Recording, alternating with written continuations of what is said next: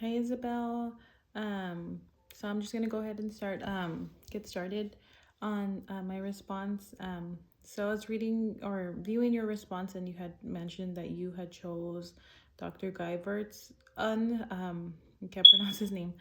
You had said that it focused more on career planning.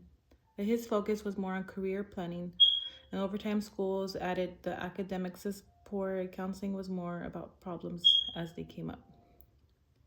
Okay, so at the time when he went into it, that the role of the counselor was still unclear, and he wanted to help make it more towards career planning and help like have a guidance on it, rather than just the counselors helping out with random things and different tasks.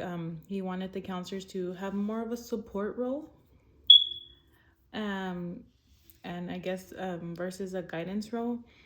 Um, you had mentioned that he wanted things to be for the counselor to do things. Well, I had already said it, to be more intentional, more of a program, or just not more than just a title or a task, but just counselors being able to do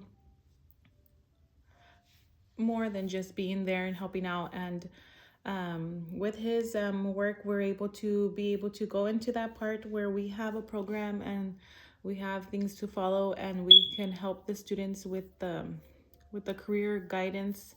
And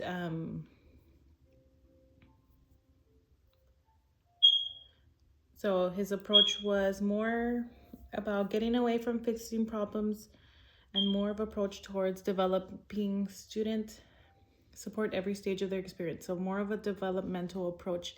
And how I can see this now is I would guess in like middle schools and high schools, they're able to work with the students as they grow. Like let's say for example, a high school student goes into the school, they're in ninth grade, and the counselors work with them and help them and just learn more about them as they work together with them.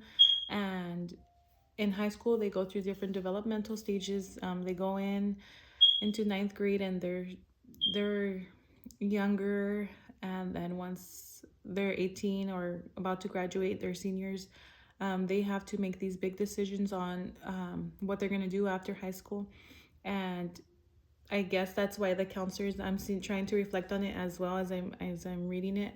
Um, that is why the counselors follow that group of clusters to get to know those students and watch them grow and be a part of their developmental stages as they're going through it. So that's how I can see that happening in real life. I think it would be the same thing for elementary. There's only one elementary for the most part counselor.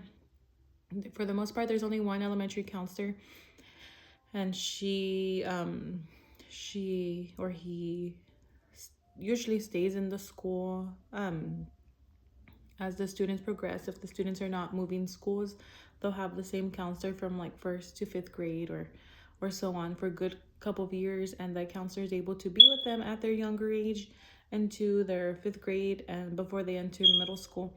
So I can see how the counselor would be for them in every developmental stage of their life.